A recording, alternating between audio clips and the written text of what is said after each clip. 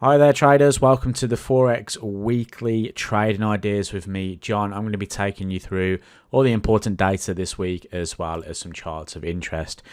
Well, compared to last week, we have got nowhere near as much high impact data, so we might see a little bit of calm coming into the markets next week. We might see a week of maybe consolidation, but we'll see if the market continues on the risk-off environment going into next week. I'll obviously cover this in more detail in other videos, but for now, data coming up this week. We've got ISM Services PMI expected to see slight increase, might give the US dollar a small boost on Monday, although poor jobs numbers may still be sort of digested going into this trading week.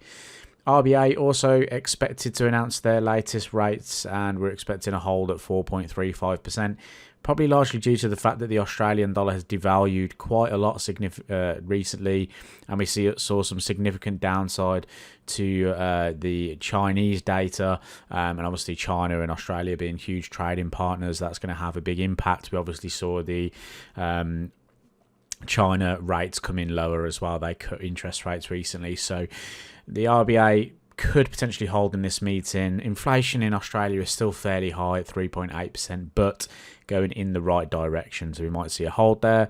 We do have some employment data out of New Zealand and Canada. Now let's talk a little bit about the market in terms of currency strength and weakness. Now I've just featured a little chart here in the top right hand corner. Now this is the last week's sort of market that we were looking at in terms of currency strength and weakness. And what I've done is I've just looked at the change in pips from the open price to the close price roughly as well. I haven't done it to the pip. Essentially I've just kind of rounded them up a little bit. But essentially the around 939 pips, and that's from the open to the close. That's without using any risk management or stock management, things like that. That would be essentially if you sold it on Sunday and closed it, or if you traded it on Sunday and closed it on Friday, that is how many pips would have been gained. Now obviously I don't suggest that, but I'm just showing you that basically currency strength and weakness is definitely something that you should take into consideration when it comes to trading the Forex markets. Now currency strength meter this week, what is it showing us? Yen and Swissy, strongest currencies, no surprise there. She's seen a little bit of an uptick in the euro, slight uptick in the US dollar, only because it is stronger than a couple of the weaker currencies, that including the Australian dollar, the New Zealand dollar and the Canadian dollar, and a little bit of pound as well. So that's the only reason we're seeing this move here. I don't really see dollar strength at the moment, so I haven't featured it in the long section over here. I've only been looking really at euro, Swiss and yen for this week. On the short side, still looking at New Zealand, pound and Oz. Going on to some charts then, we've got the US dollar index here. This is what we talked about last week. Look at the price action where we said we're not really seeing aggressive buying coming in, and last week we didn't see it again. Market then drove below that support of 104. Next support level really are the lows that formed back towards March earlier in the year. That 102.50 area looks to be the sort of next area of interest for the US dollar. Going on to dollar CAD then. So dollar CAD now coming into the top of the range. This 139 level is somewhere that we've spoke about quite a lot recently, and I like the idea of price maybe staying within this overall trading range that we've got going on here on dollar CAD. Huge COT reports or COT commercial selling at these types of levels now, so we might be fairly close to a market top now.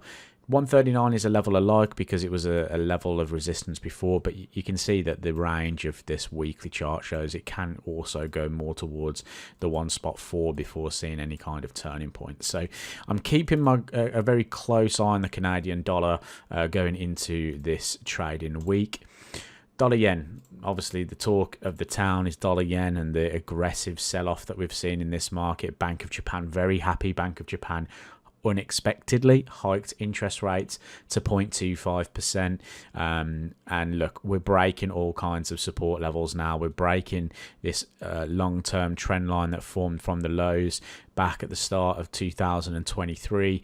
We've broken the trend line a couple of weeks ago from the start of 2024. We're trading below the 50 moving average here, and price looks to be heading towards the sort of 144 and below range at the moment, and I don't see too much stopping this right now.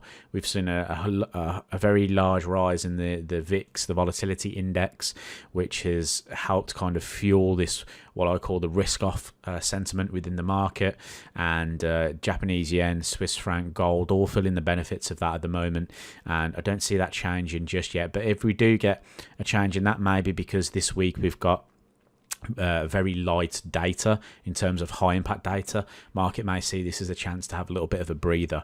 But at the moment, this market's still looking fairly bearish.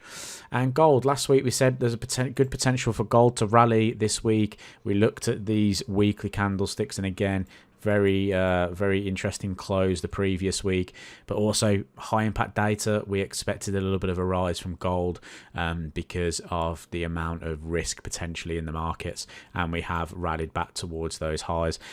Still don't see the market top just yet in gold, so I think if we did break out, then it could fuel some short-term buying. Don't really want to buy too aggressively at these types of levels though, because we could see a sharp reversal because the market may try and take some profits at those levels. But I'll keep an eye on the COT reports going into this trading week, and I'll let you know over the sort of live streams whether we are seeing any kind of significant changes in those. But yeah, that's all I got for you this week. I hope you enjoyed the video. If you did, please leave a thumbs up. Safe trading this week. We may get some pullbacks, and I hope you enjoy your trading week. Speak to you soon.